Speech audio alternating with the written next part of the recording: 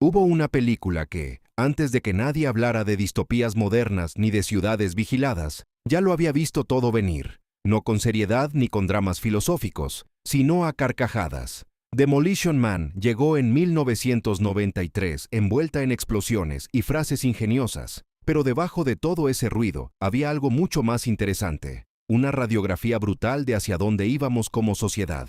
Y lo más sorprendente no es lo que aparece en pantalla, sino lo que ocurrió detrás de las cámaras. Decisiones de casting que casi arruinan todo, ciencia real mezclada con ficción, predicciones que resultaron ser verdad, y secretos que llevan 30 años enterrados. Aquí tienes 25 datos sobre Demolition Man que van a cambiar la forma en que ves esta película. Número 1. Taco Bell en América. Pizza Hut en el resto del mundo. Uno de los chistes más recordados de la película es el de las guerras de franquicias. Ese momento en que descubrimos que Taco Bell es el único restaurante que sobrevivió a la dominación corporativa del futuro. Es una sátira perfecta del capitalismo descontrolado, y el público estadounidense la entendió de inmediato. Pero cuando la película llegó a Europa, Asia y América Latina, ese chiste no funcionaba igual, porque allí Taco Bell era prácticamente desconocida. La solución de Warner Bros. Fue tan curiosa como radical. Volvieron a rodar escenas enteras. No solo cambiaron un logo en ordenador, sino que montaron nuevos decorados, imprimieron menús distintos e incluso regrabaron partes del diálogo para que todo encajara con la imagen de Pizza Hut. El resultado es que Demolition Man es, técnicamente, dos películas distintas dependiendo de dónde la veas. Una rareza única en la historia del cine, donde la globalización literalmente reescribió el guión escena por escena. Número 2. Las tres conchas y el secreto que nadie ha resuelto. Pocas cosas en la historia del cine han generado tanta conversación a partir de tan poco. Las tres conchas que reemplazan al papel higiénico en El futuro de San Ángeles no duran ni un minuto en pantalla, y sin embargo llevan décadas siendo tema de debate. Su origen es más mundano de lo que parece. El guionista Daniel Waters estaba atascado intentando imaginar cómo sería un baño del futuro cuando, en medio de una llamada telefónica, se fijó en unas conchas decorativas sobre una repisa. La idea le cayó encima como un rayo. No se trató de un concepto elaborado ni de una metáfora profunda, sino de un impulso creativo que resultó ser brillante precisamente por lo que omite. Nunca se explica cómo funcionan. Ningún personaje las usa en cámara. No hay manual de instrucciones. La confusión del personaje de Stallone es exactamente la misma que siente el espectador, y eso genera una complicidad inmediata con el protagonista. Stallone ha insinuado en varias entrevistas que él sí sabe cómo funcionan, pero cada vez que alguien le pregunta directamente, sonríe y cambia de tema. 30 años después, el debate sigue vivo. Un accesorio que costó casi nada se convirtió en uno de los elementos más discutidos de toda la película. Número 3. Jackie Chan estuvo a punto de ser el villano, antes de que Wesley Snipes convirtiera a Simon Phoenix en uno de los antagonistas más carismáticos de los años 90. Stallone tenía en mente a alguien completamente diferente para el papel. La primera opción era Jackie Chan, que en ese momento vivía uno de sus mejores momentos de popularidad internacional. La idea sobre el papel era tentadora. Dos gigantes del cine de acción enfrentados, con estilos completamente opuestos, prometía algo explosivo. Pero Chan rechazó la oferta sin demasiadas dudas. Su negativa no fue caprichosa, sino estratégica. Durante años había construido una imagen de héroe simpático y heroico, especialmente en los mercados asiáticos donde era prácticamente un ídolo cultural. Aparecer como un criminal violento y desquiciado podía dañar esa imagen de manera irreparable.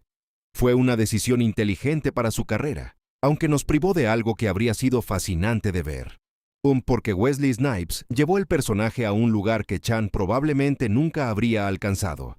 La energía maníaca, el humor retorcido, la amenaza genuina que irradia Simon Phoenix son cosas que nacieron del carácter específico de Snipes. A veces, el rechazo de alguien es el mejor favor que le pueden hacer a una película. Número 4. Snipes era demasiado rápido para la cámara. Durante los ensayos de coreografía de pelea, el equipo de producción se topó con un problema que nadie había anticipado. El villano era técnicamente demasiado bueno. Wesley Snipes llevaba años entrenando artes marciales con una dedicación casi obsesiva, y sus golpes eran tan rápidos y precisos que las cámaras estándar de la época no podían registrarlos con claridad. Lo que al ojo humano parecía impresionante, en el monitor de reproducción se convertía en un borrón incomprensible. La solución fue paradójica. Tuvieron que pedirle a Snipes que se frenara. Los coordinadores de acrobacias trabajaron con él para reducir deliberadamente la velocidad de sus movimientos durante las tomas, asegurándose de que cada puñetazo, cada patada y cada desplazamiento quedara capturado con nitidez. Y aún así, incluso a medio gas, su técnica resultaba impecable. Ese detalle explica algo que cualquier espectador percibe aunque no sepa nombrarlo. Simon Phoenix no parece peligroso porque el guión lo diga, sino porque el cuerpo de Snipes lo transmite en cada movimiento. La cámara apenas podía seguirle el ritmo, y esa tensión se nota en pantalla. Pero el número 5, Lori Petty, fue la primera Huxley. Sandra Bullock compuso a Lenina Huxley con una ingenuidad tan encantadora que cuesta imaginar a otra actriz en el papel. Pero durante los primeros días de rodaje, ese personaje tenía otra cara. Lori Petty, conocida por Point Break y Tank Girl, fue la primera actriz contratada para el rol y llegó al set con una visión muy clara de cómo quería interpretarlo. Su enfoque era más duro, más rebelde, con menos asombro y más actitud. El problema es que esa lectura chocaba directamente con lo que el director buscaba. La película necesitaba una Huxley que fuera genuinamente inocente, que se maravillara ante lo que para nosotros es cotidiano, que funcionara como el contrapunto cómico perfecto de un Stallone curtido y cínico. Tras apenas 2 días de filmación, Petty y la producción tomaron caminos separados. Sandra Bullock entró en escena y lo transformó todo. Su química con Stallone fue natural desde el primer momento, y su sentido del humor físico y verbal elevó cada escena en la que aparecía. No fue la primera opción, pero fue la correcta. Número 6. Los coches del futuro eran prototipos reales de General Motors. Los vehículos elegantes y aerodinámicos que circulan por las calles de San Ángeles no fueron construidos en ningún taller de efectos especiales de Hollywood. Eran automóviles conceptuales reales, algunos de ellos prototipos únicos valorados en millones de dólares, cedidos por General Motors para la producción. Entre ellos destacaba el GM Ultralight, un prototipo experimental que apenas existía en 1 o 2 unidades en el mundo entero. No eran decorados vacíos ni carrocerías sobre un chasis cualquiera, sino máquinas completamente funcionales que representaban la visión de la industria automotriz sobre el transporte del futuro. El equipo de producción recibió instrucciones muy estrictas sobre cómo manipularlos, y cada escena de acción que los involucraba debía planificarse con una precisión quirúrgica para evitar cualquier daño. Los costes del seguro se dispararon por cada día que esos coches aparecían en cámara. Lo interesante es que algunos de los elementos de diseño de esos prototipos terminaron influyendo en modelos de producción real años después, convirtiendo a Demolition Man en una especie de anticipo involuntario de la historia del diseño automovilístico. Si te está gustando el video, suscríbete al canal para no perderte más contenido como este. Vale la pena quedarse. Número 7. San Ángeles era el condado de Orange en California, la ciudad perfecta, limpia hasta el absurdo, sin ni una grieta en las aceras ni una mancha en las paredes. No fue construida en ningún estudio ni generada por ordenador. El equipo de localización simplemente salió a buscarla en la realidad, y la encontró sin demasiado esfuerzo. Irvine, Westlake Village y zonas del norte de San Diego proporcionaron ese ambiente inquietantemente aséptico que define al futuro de la película. Los parques empresariales, las urbanizaciones de arquitectura idéntica y las avenidas sin un solo elemento fuera de lugar, necesitaban apenas unos pequeños retoques para transformarse en una distopía funcional. La elección fue brillante porque esos lugares ya tenían algo ligeramente artificial, de como si alguien hubiera diseñado la realidad en lugar de dejarla crecer sola. Esa cualidad de escenografía involuntaria fue exactamente lo que la película necesitaba, y además ahorró una cantidad considerable de dinero en producción. A veces la mejor ciencia ficción no se construye, sino que se encuentra en los rincones más insólitos de la realidad cotidiana. Número 8. El director nunca había hecho una película. Marco Brambilla llegó a la silla de director de Demolition Man sin haber dirigido ni un solo largometraje antes. Su trayectoria era la de un artista de vanguardia especializado en videoinstalaciones experimentales y piezas audiovisuales para galerías de arte. Un perfil que difícilmente encaja con la idea de un blockbuster de acción protagonizado por Sylvester Stallone. Warner Bros. Apostó por él de todas formas, confiando en que su mirada diferente aportaría algo que un director convencional no podría dar. Y acertaron. La perspectiva de Brambilla explica muchas de las cosas que hacen especial a esta película. la forma en que combina el caos con el humor visual, la manera en que carga cada plano de referencias pop sin que resulte sobrecargado, el tono irónico y autoconsciente que impregna hasta las escenas de acción más directas. Su condición de outsider, respecto al sistema de Hollywood, fue precisamente su mayor ventaja. En un género muy codificado con reglas muy claras sobre cómo deben lucir y sonar este tipo de películas, Brambilla no sabía las reglas, y eso le permitió romperlas sin esfuerzo. Número 9. La biblioteca de Schwarzenegger se volvió realidad. En 1993, Moon, el chiste de la biblioteca presidencial de Arnold Schwarzenegger, fue recibido como lo que era: un gag absurdo sobre la adoración americana por las celebridades, llevada hasta el extremo más ridículo posible. Nadie en la sala de cine pensó ni por un segundo que aquello pudiera ocurrir de verdad. La sola idea de que un culturista austríaco con acento marcado llegara a gobernar algo en los Estados Unidos parecía una exageración de manual. 10 años después, Schwarzenegger fue elegido gobernador de California. El chiste se convirtió en algo entre profético y perturbador. Aunque la Constitución estadounidense le impidió presentarse a la presidencia por no haber nacido en el país, su ascenso político transformó retroactivamente esa línea de diálogo en una advertencia disfrazada de comedia. Es uno de esos momentos raros en que una película parece entender el futuro mejor que quienes lo vivían. El guionista probablemente no pretendía vaticinar nada, solo exagerar, pero resulta que la realidad superó la exageración sin demasiado esfuerzo. Número 10. La hija perdida de John Spartan. Hubo un hilo narrativo que habría cambiado profundamente la dimensión emocional de la película y que terminó en la sala de montaje. En versiones anteriores del guión y en escenas filmadas pero descartadas, John Spartan tenía una hija adulta que vivía entre los rebeldes subterráneos. La idea era devastadora en el buen sentido. Un hombre que entra en el congelador cuando ella es una niña y que despierta décadas después para encontrarse con una desconocida que lleva su sangre. No habría sido solo una película de acción, sino un drama sobre el tiempo perdido que nunca se puede recuperar. La subtrama fue eliminada para mantener el ritmo, aunque algunos espectadores especialmente atentos señalan que ciertos detalles del film final podrían leerse como pistas de esa historia enterrada. Stallone ha negado en entrevistas que exista ninguna conexión oculta entre Spartan y Huxley, pero la teoría sigue circulando en foros y canales de cine décadas después. Es el tipo de cicatriz que deja un buen corte de montaje, invisible para la mayoría, pero perceptible para quien sabe dónde mirar. Número 11. El peinado que cambió la NBA. El pelo platino de Wesley Snipes es uno de los elementos visuales más impactantes de toda la película. Convirtió a Simon Phoenix en un villano inmediatamente reconocible, pero alguien cuya presencia queda grabada en la memoria desde el primer fotograma. Pero lo que nadie anticipó es que ese peinado iba a salir del cine y caminar por las canchas de baloncesto.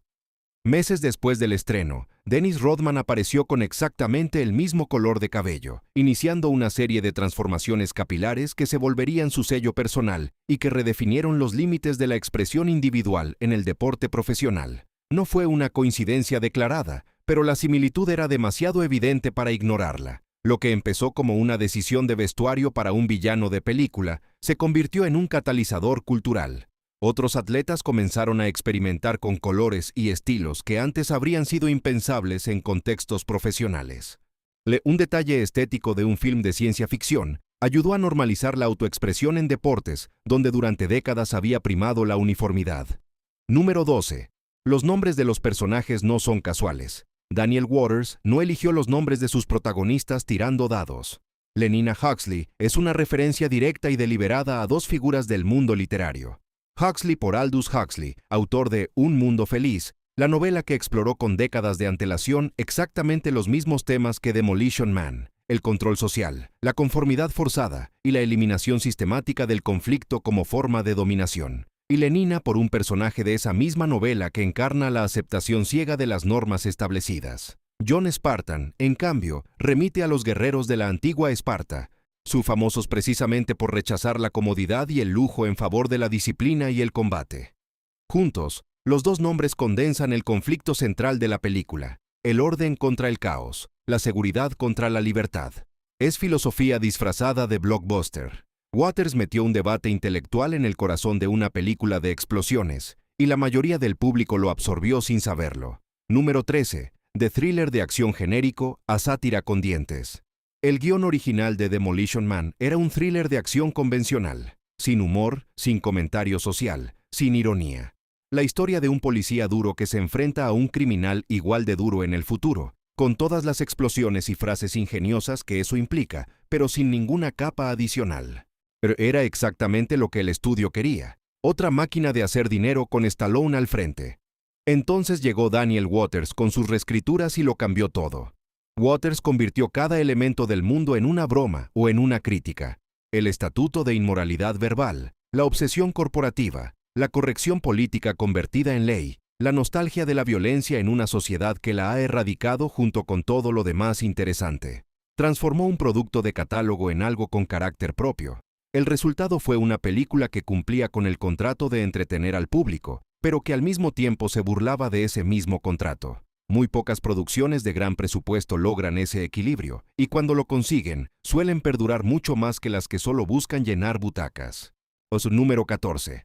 Stallone rodó 2 películas en el mismo año sin descanso. 1993 fue probablemente el año más exigente de la carrera de Sylvester Stallone, y eso es decir mucho. Rodó Cliffhanger y Demolition Man prácticamente sin pausa entre una y otra, manteniendo la misma forma física y, significativamente, el mismo corte de pelo para ambas producciones durante meses. El calendario era brutal, semanas de rodaje de acción intensa, ensayos de coreografías, sesiones de fotografía para la promoción y compromisos de prensa que no esperaban, pero el contexto lo hacía aún más crucial. Tras varios fracasos de taquilla en los últimos años de la década de los 80, Stallone necesitaba demostrar que seguía siendo un hombre capaz de llenar salas de cine. Ambas películas funcionaron, y ese doble éxito consolidó su regreso de una manera que un solo estreno no habría podido lograr. También demostró algo que a veces se olvida. Cliffhanger exigía intensidad física pura, mientras que Demolition Man requería comedia, autoconciencia y precisión en el ritmo. Son registros muy distintos, y Stallone los dominó los dos, casi al mismo tiempo. Número 15. La espuma protectora del coche era ciencia real. Hay una escena en la que el vehículo de John Spartan se llena instantáneamente de espuma protectora tras un impacto, envolviendo al pasajero en una burbuja que absorbe el golpe. Parece el tipo de invención descabellada que solo existe en las películas, pero en realidad tenía una base científica sólida. A principios de los años 90, ingenieros e investigadores estaban experimentando activamente con polímeros de expansión rápida para aplicaciones de seguridad en automóviles. La idea era crear materiales que pudieran desplegarse más rápido que los airbags convencionales y proporcionar una protección más completa del cuerpo. El equipo de guión lo sabía y lo incorporó a la película no como fantasía, sino como extrapolación de algo que ya estaba ocurriendo en laboratorios reales. Demolition Man hizo eso con mucha frecuencia. Tomó tendencias científicas y tecnológicas de su tiempo y las proyectó hacia adelante, lo que explica por qué tantos elementos de la película siguen sintiéndose relevantes hoy. Número 16. Las prisiones criogénicas tenían fundamento científico. La idea de congelar criminales en suspensión animada para que cumplan su condena, sin consumir recursos ni causar problemas, parece sacada de la imaginación más desbordada. Pero la criogenia era un campo de investigación activo y serio a principios de los años 90, con científicos trabajando en la preservación de tejidos biológicos y explorando los límites de los procesos vitales. La película tomó ese conocimiento real y lo trasladó al sistema penitenciario, planteando una pregunta que ningún político se habría atrevido a formular en voz alta. Si pudieras pausar la vida de una persona, ¿tendrías el derecho de hacerlo como castigo? Para hacer creíbles esas escenas, el equipo de producción utilizó efectos prácticos con dióxido de carbono líquido real, que generaba escarcha y vapor auténticos en cámara. El resultado era visceral y tangible, muy diferente a lo que habría producido un efecto digital de la época. La investigación en criogenia sigue adelante hoy, con aplicaciones en medicina y en proyectos de exploración espacial de largo alcance. Demolition Man hizo la pregunta ética antes de que la tecnología pudiera siquiera planteársela. Número 17. DC Comics expandió el universo de la película. Muy pocos fans saben que Demolition Man tuvo una continuación oficial, no en cines ni en televisión, sino en papel. DC Comics publicó una miniserie de 4 números ambientada en el mismo universo, que exploraba aspectos de San Ángeles que la película apenas mencionaba. El personaje de Edgar Friendly, el líder rebelde interpretado por Denis Leary, recibió un desarrollo mucho más profundo del que el metraje permitía. Las viñetas mostraban localizaciones descritas en los diálogos, pero nunca mostradas en pantalla, y añadían secuencias de acción que habrían resultado imposibles de rodar con el presupuesto disponible. Los artistas capturaron la estética de la película con fidelidad, pero se tomaron libertades creativas que enriquecieron el conjunto. Esta clase de adaptaciones representaban una forma de expansión narrativa mucho más orgánica que los universos cinematográficos planificados de hoy. Eran aventuras paralelas genuinas, no estrategias de marketing disfrazadas de arte. Los números originales de esa colección son piezas de coleccionista prácticamente desconocidas hoy en día. Número 18. Hubo 2 videojuegos completamente distintos y ninguno fue bueno. La adaptación al mundo de los videojuegos fue, en el mejor de los casos, caótica. 2 compañías diferentes desarrollaron sus propias versiones de forma independiente y simultánea, con resultados que no hicieron justicia a la película en ninguno de los 2 casos. Acclaim produjo una versión para Mega Drive y Super Nintendo, con mecánicas de plataformas y combate lateral, que resultaba repetitiva a los pocos minutos. Virgin Interactive, por su parte, desarrolló una versión para la consola, 3D o con perspectiva en primera persona, que prometía más de lo que podía cumplir, lastrada por controles torpes y una cámara que desorientaba más que ayudaba. Ninguno de los 2 capturó el tono o el humor de la película, que era precisamente lo que la hacía especial. Este episodio es representativo de una época en que los derechos de adaptación de películas se vendían a múltiples compañías sin ningún tipo de coordinación, generando experiencias fragmentadas que confundían al consumidor y dañaban la imagen de la marca.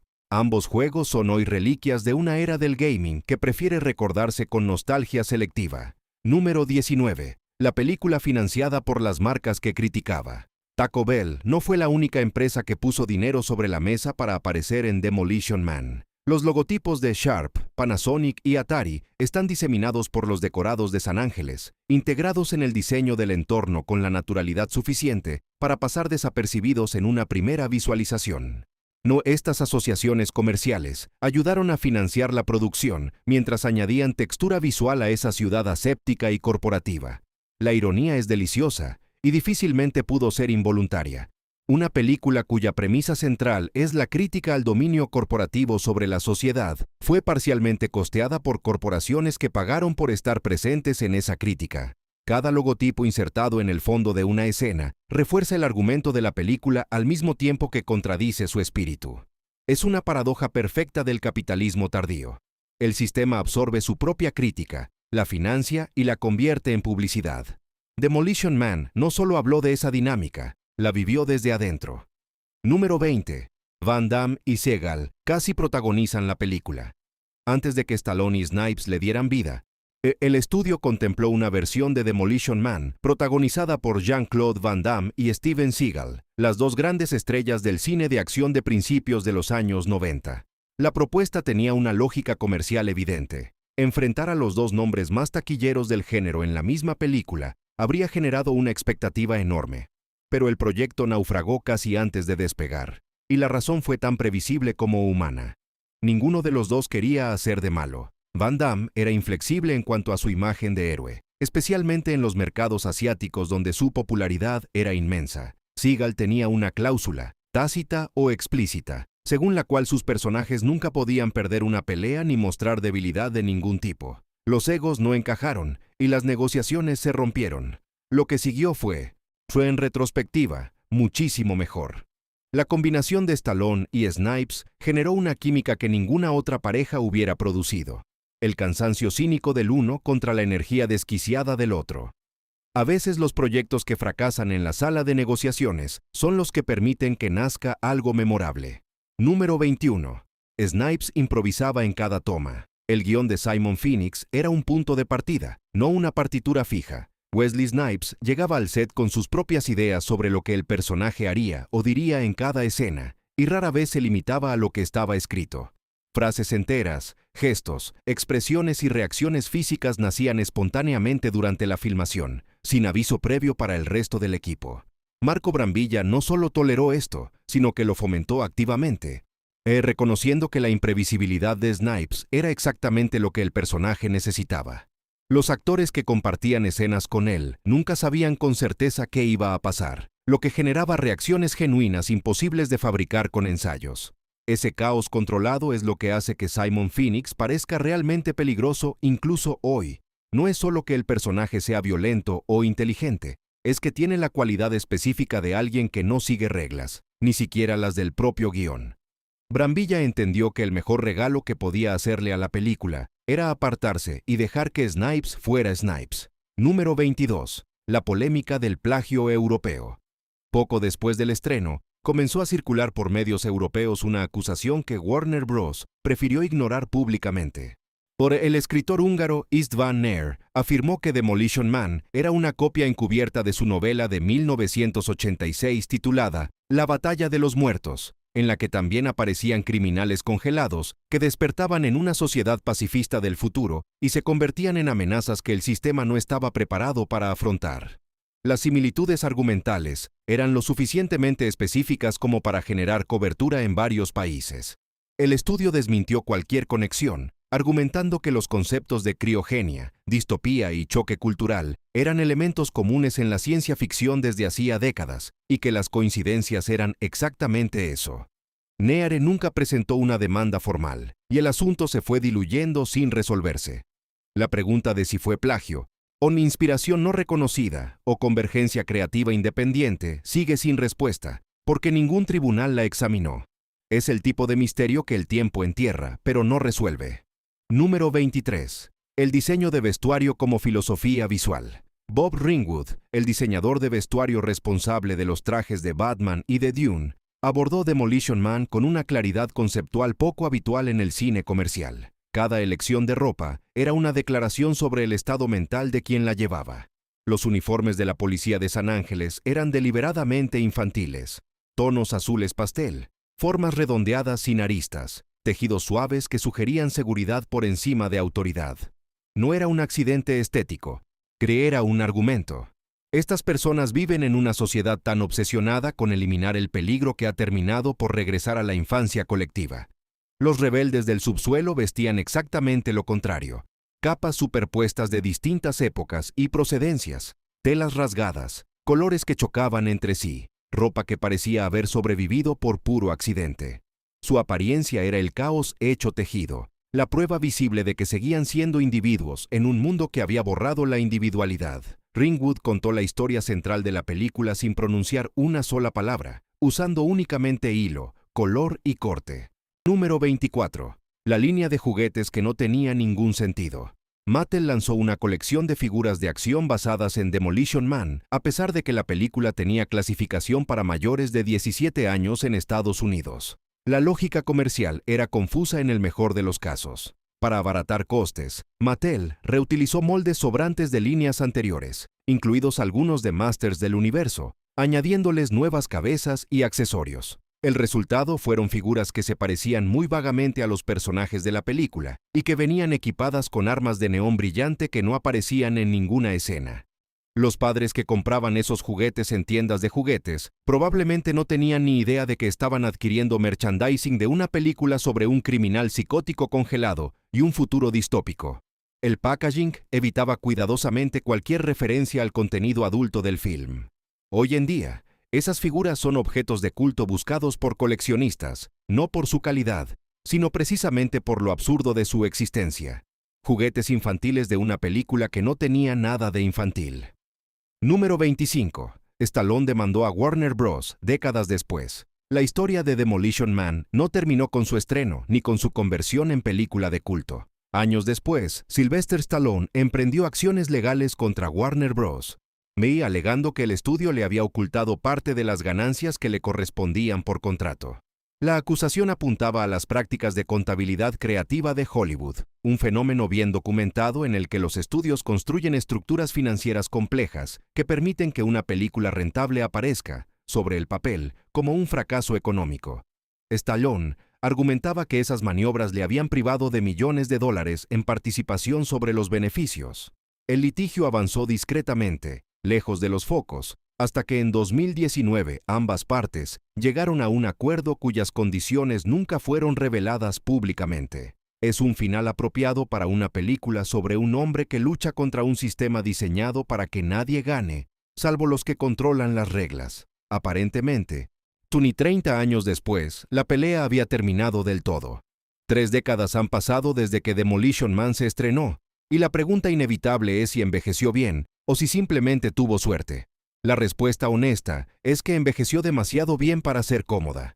Una película que en 1993 parecía una exageración desopilante sobre la corrección política, el dominio de las corporaciones y una sociedad que canjea libertad por seguridad, hoy se lee como un documental con efectos especiales. Los chistes duelen un poco más porque muchos de los blancos ya no son hipotéticos. Lo que la hace perdurar no es la acción ni las frases memorables, aunque ambas resisten el paso del tiempo, sino esa incomodidad de fondo que genera reconocer el futuro en algo que creíamos pura fantasía. Las 3 conchas siguen sin explicación.